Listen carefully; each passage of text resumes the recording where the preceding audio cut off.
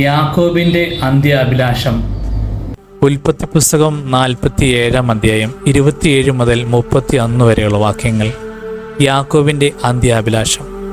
Israel ഈജിപ്തിലെ Goshen ദേശത്ത് പാർത്തു. അവർക്ക് അവിടെ ധാരാളം സ്വത്തുണ്ടായി. അവർ സന്താന സമൃദ്ധിയുള്ളവരായി പെരുകി. യാക്കോബ് ഈജിപ്തിൽ 17 വർഷം ജീവിച്ചു. യാക്കോബിൻ്റെ ആയുഷ്കാലം 147 വർഷമായിരുന്നു. മരണസമയമെടുത്തപ്പോൾ ഇസ്രയേൽ ജോസഫിനെ വിളിച്ചു പറഞ്ഞു, നിനക്ക് എന്നിൽ പ്രീതിയുണ്ടെങ്കിൽ എന്നോട് വിശ്വസ്തമായും സത്യസന്ധമായും പ്രവർത്തിക്കാമെന്ന് എൻ്റെ തുടയ്ക്ക് കീഴെ കൈവച്ച് സത്യം ചെയ്യുക. എന്നെ ഈജിപ്തിൽ സംസ്കരിക്കരുത്.